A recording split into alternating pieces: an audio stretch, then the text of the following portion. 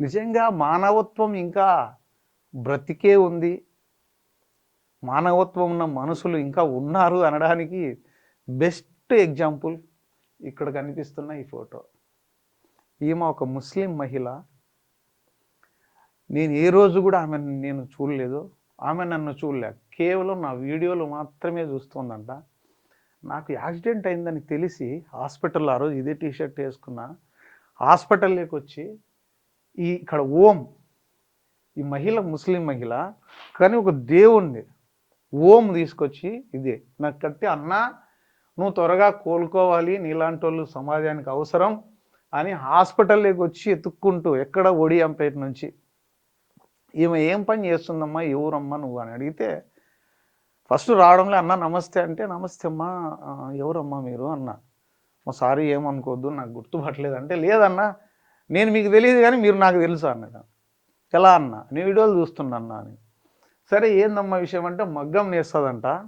MA BEd, MSc బీఈడీనో MA బీఈడీనో చెప్పింది నాకు. గ్రూప్స్కి prepare అవుతుంది ఆమె. గ్రూప్స్కి మగ్గం నేసుకుంటూ చదువుకుంటూ చేస్తూ, అవన్నీ విన్న తర్వాత ఈ ఫోటో తీసుకున్నా ఈమెతో నెక్స్ట్ ఇంటర్వ్యూ చేద్దాం.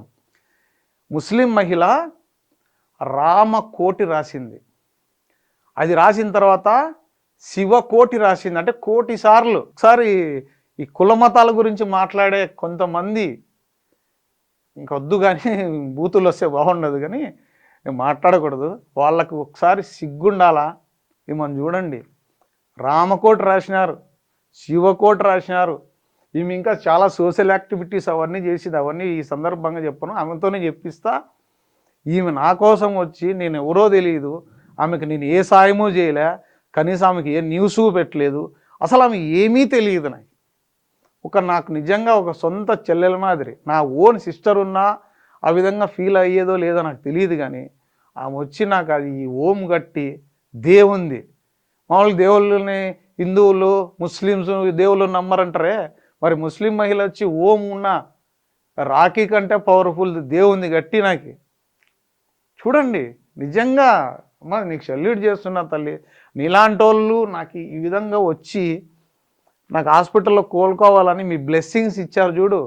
నాకు ఇంకా నా పైన ఇంకా బాధ్యత పెరిగింది. ఈమెనే కాదు, ఇంకొక 2-3 చాలామంది వచ్చారు, బెంగళూరు నుంచి ఎక్కడెక్కడి నుంచి వచ్చారు. వాళ్ళందరి ఫొటోస్ తీసుకోలేదు, కానీ ఒక 3 వ్యక్తులు నాకు ఆశ్చర్యం వేసింది. ఈయన ఉరవకొండ, ఈయన పేరు ఏదో చెప్పినాడు కానీ నాకు గుర్తులేదు. ఏం జరిగిందంటే, ఒక ఫోన్ వచ్చింది, అన్న ఎక్కడున్నావు నువ్వు అన్నాడు. అన్న హాస్పిటల్లో ఉన్నా, వీడియో చూసినన్నా నేను, అసలు నిన్ను చూడాలని ఏడుస్తున్నాడు. నాకు అర్థం కాలేదు, ఎవరు ఏడుస్తున్నారు, ఎవరు అని అడిగితే బాగుండదు. మీరు ఎవరన్నా అడగలేక, లేదులన్నా బాగుంది నాకు అంటే, అసలు మీరు ఎక్కడున్నారు సార్, ఫస్ట్ మీరు ఎక్కడున్నారు అని అడిగితే, నేను పలానా సో అండ్ సో హాస్పిటల్లో ఉన్నా అంటానే, లేదు నేను ఫస్ట్ మిమ్మల్ని చూడాలని గట్టిగా ఏడుస్తున్నాడు. అసలు నాకు భయం వేసింది, ఎందుకు ఏడుస్తున్నాడు ఏనని. వచ్చిన తర్వాత అడిగాను ఏంటంటే, వీడియోలన్నీ చూస్తాడంట. మొత్తం ఏడ్చి ఉరవకొండ నుంచి డ్రైవర్ని పెట్టుకొని కారు వేసుకొని, అక్కడ ఏదో బాబా గుడి కూడా కట్టినాడు. ఆ కమిటీ మెంబరో చైర్మన్ ఏదో సంథింగ్ చెప్పారు నాకు. అండ్ నాకు పేరు గుర్తు రావట్లేదు, వీరారెడ్డో కొండారెడ్డో ఏదో చెప్పినాను నాకు. సో అబ్బా, మళ్ళీ పండగ రోజు, ఉగాది రోజు అంటే నాది అనంతపూర్లో అనుకున్నాడో ఏమో, నాకు ఇక్కడ ఉన్నానని ఆయనకు తెలియదు. అన్న క్యారేజ్ తీసుకొస్తున్నా హాస్పిటల్లోకి అని ఫోన్ చేసినాడు.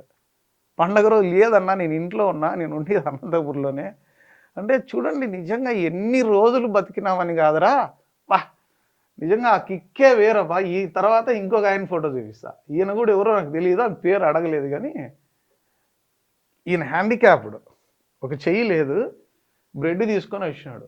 ఈయన ఏదో చిన్న పని చేస్తున్నట్టున్నాడు. ఇలాంటి వాళ్ళని చూసినప్పుడు అనిపిస్తుంది నాకు, నిజంగా ఏదో నాకు ఒక నూతనోత్తేజం, నూతనోత్సాహం, ఇంకా మరింత ప్రజల కోసం పనిచేయాలి. భజన కూడా అప్పుడప్పుడు భజన చేసినా అనలేదు, చేయలేదని నేను చెప్పలేదు, కానీ అవన్నీ మానుకొని ఇప్పటి నుంచి కేవలం ప్రజా సమస్యల పైన ప్రజల కోసం బతుకుదాం. ఇలాంటి వాళ్ళు ఇంకా ఉన్నారు అని నాకు నిజంగా నాలో కాన్ఫిడెన్స్ లెవెల్స్ ఏవో నాకు చెప్పడానికి మాటలు రాలేదు. కానీ ఈరోజు జరిగిన సంఘటన ఇది. ఈ సంఘటన నిజంగా నా యాక్సిడెంట్కు దీనికి ముడిపడి ఉంది. నా కళ్ళకే కనిపిస్తాయి. సోషల్ రెస్పాన్సిబిలిటీ ఉందేమో మరి, అందుకని ఇలాంటివన్నీ గమనిస్తూ ఉంటాను నేను మా ఆఫీస్ స్టాఫ్ కార్లో వెళ్తున్నాం, ఏదో చిన్న పని మీద వెళ్తుంటే చూడండి సేమ్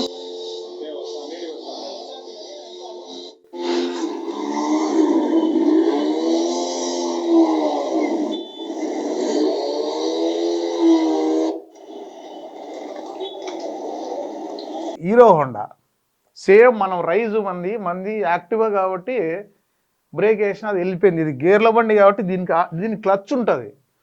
సేమ్ కేబుల్ పోయింది. ఇంకా దరిద్రం ఏంటంటే బీగం ఆఫ్ చేయొచ్చు కదా అని మా పిల్లోని టక్కని సైన్ వెళ్ళి అర్జెంట్, ఆయన ఏదో ఇబ్బంది పడుతున్నాడు చూడు, ఫుల్ రైజ్ అయింది, యాక్సిడెంట్ అవుతుందేమో అని మావాడు పోతే కీస్ లేదంట, డైరెక్ట్ కిక్ కొడితే స్టార్ట్ అవుతుందంట. అంటే మహానుభావులు నాకంటే దరిద్రంగా ఈ విధంగా ఉంటే మరి యాక్సిడెంట్లు కావా మరి? దానికి కీస్ లేదు, ఆఫ్ చేద్దామంటే గేర్లో ఆఫ్ చేయాల. గేర్లో ఆఫ్ చేయాలంటే ఏం చేయాలా? అది ఇంకా రైజ్ తగ్గలే, ఫుల్ ఎంత ఉంటే అంత ఉంది. గేర్లో ఆఫ్ చేసినా బండి ఎగురుతుంది. ఏం చేయాలా? గట్టిగా పట్టుకొని మనుషులు దాన్ని ఆఫ్ చేసి ఆయనకి అక్కడ యాక్సిడెంట్ కాకుండా మళ్ళీ పక్కన పెట్టి, అయ్యా ఇది కాదని మళ్ళీ మెకానిక్ దగ్గరికి వెళ్ళమని చెప్పి ఆయనకి హెల్ప్ చేసి మేము వచ్చినాం. ఎందుకంటే నేను మొన్ననే నాకు జరిగింది కదా, చూడండి ఇది నా కంటికి కనిపించింది. ఈరోజు నిజంగా ఈయన కూడా చాలా అదృష్టవంతుడని చెప్పాలి. అది చూడండి.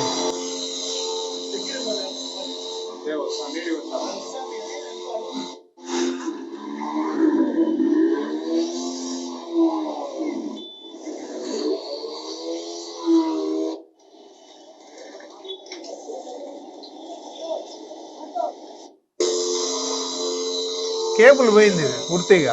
ఈయన పెళ్ళాం పిల్లలు అదృష్టవంతులు అని చెప్పాలి. ఇలాంటి సంఘటనలు జరగకూడదు. అందుకనే ఈయన కూడా బండికి కీ లేదు, ఆ వైర్ చూస్తే కేబుల్ పోయింది, అది ఎలా ఆఫ్ చేయాలో తెలియదు. కీ ఉంటే ఆఫ్ చేయొచ్చు, గేర్లో ఆఫ్ చేయలేకపోతున్నాం. సో దాన్ని ఎంత తంటాలు పడాల్సి వచ్చిందంటే గట్టిగా ముందుకు పోకోకుండా లాగి పట్టుకొని క్లచ్ వదిలేస్తేనే స్టాప్ అయింది. ఒకవేళ మనుషులు ఎవరు లేకుండా బయట ఎక్కడన్నా జరిగిందంటే ఏంది పరిస్థితి? ఖచ్చితంగా ఆయన అంటే వెహికల్స్ ఉన్నా లేకపోయినా రోడ్లో అయితే వెహికల్ కిందకి దూరాలా, బజార్లో అయితే ఏదో చోట కింద పడి తలోగిలో బగలాల.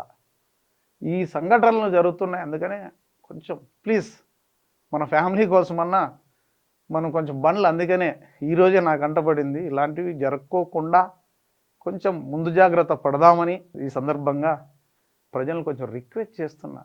చూడండి మరి జరగరానిది జరిగిన తర్వాత ఆ పెయిన్ ఏంటనేది మనకు తెలియదు. మనం ఏదో విధంగా పోతాము, 2 రోజులు ఏడుస్తారు, పోతారు కదా. ఉన్నవాళ్ళు ఆ తర్వాత వాళ్ళ పరిస్థితి ఏంది?